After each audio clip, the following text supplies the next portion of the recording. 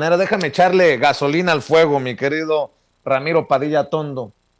Si no vinieran de una dictadura como la cubana, los médicos, los 500 que se están contratando, si vinieran de una democracia del primer mundo, digamos, de Alemania, de Estados Unidos, ¿tendríamos este escándalo? Perdón que le meta este tema del clasismo y del racismo, pero creo que también va de la mano, ¿no?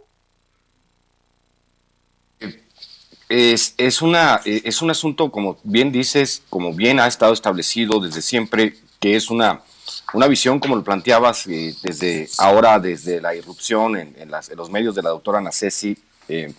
Es un tema profundamente arraigado en el clasismo, en la idea de que nosotros como sociedad tendríamos que voltear siempre hacia el norte, no hacia nuestros hermanos. Y esta visión hegemónica de cómo tendría que ser la situación en México, obviamente hablamos de los últimos 40 años del periodo neoliberal, donde se tenía que privilegiar todo lo que fuese privado por encima de lo público. Yo, de hecho, fíjate que en Estados Unidos una vez tuve una discusión con unos amigos norteamericanos que decían que hasta el correo se tendría que privatizar porque los privados hacían un mejor trabajo que el correo en Estados Unidos y decían que preferían dárselo a las grandes corporaciones que te podían entregar las cosas más rápido. Entonces yo me puse a pensar en esta visión de lo privado sobre lo público, que lo privado siempre va a ser mejor que lo público, pues obviamente cuando tú trabajas de manera denodada para destruir todo lo público, para convertirlo en privado, pues se generan este tipo de visiones. Obviamente, Cuba pues es uno de los países número uno en salud, a pesar de los bloqueos, a pesar de, por ejemplo, durante la pandemia, que cualquier empresa que tuviese el 10% de capital norteamericano podría ser multada por proveer insumos en medio de una pandemia a Cuba. ¿Y qué hizo Cuba? Cuba hizo fabricar sus propias vacunas y vacunar a toda su población, porque en el aspecto de la salud Cuba está mucho más adelantada. De hecho, ellos fueron los que diseñaron la vacuna contra el cáncer de pulmón, por ejemplo.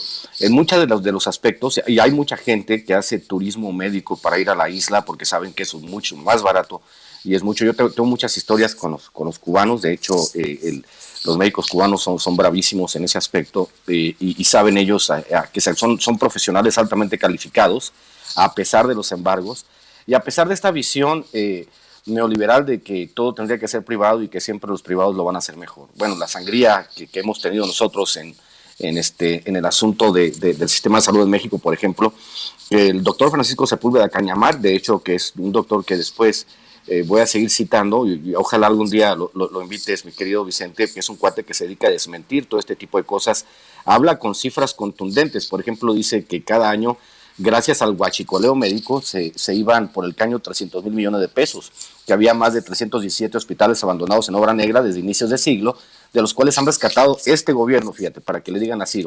134 se han. Dice también que hay una carencia de 200,000 médicos, imagínate, y algunos lo ponen hasta en 800,000. Y hay que recordar el hoyo negro que había en en el sistema de salud cuando los intermediarios, que ni siquiera eran farmacéuticas, eran los que le vendían medicamentos al Estado, le abrían un hoyo de 100,000 millones de pesos al año. Entonces, si había un huachicoleo médico de 300,000 millones de pesos al año, imagínate la cantidad de médicos que se pudiesen contratar con buenos salarios en todo el país, con especialidades, para que pudieran al menos paliar un poco ese déficit que tenemos de tantos médicos, ¿no? Obviamente, esto equivale a 35 millones de trabajadores sin servicios de salud, lo cual es el 61% de la fuerza laboral mexicana, los que no tienen seguridad social. Por eso se están trabajando en el tema del INSABI y se ha tratado de federalizar el servicio, pero obviamente solo 10 estados han aceptado federalizar el servicio. Entonces, es una falsa dicotomía lo que se presenta aquí, porque esos 500 médicos representan el 0.4% de lo que se necesita en cuestión de médicos en el país. Entonces es falso, es totalmente falso y obviamente tiene que ver con el sensacionalismo y con el libreto que se le entrega a todos para el nado sincronizado.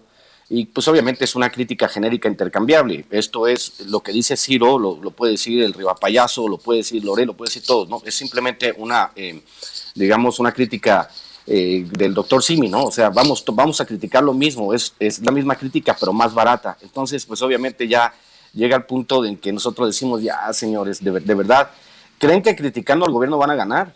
Pues no, ni la oposición, ni los grupos hegemónicos empresariales, ni los partidos políticos van a hacer nada con un presidente que tiene más del 70% de aprobación.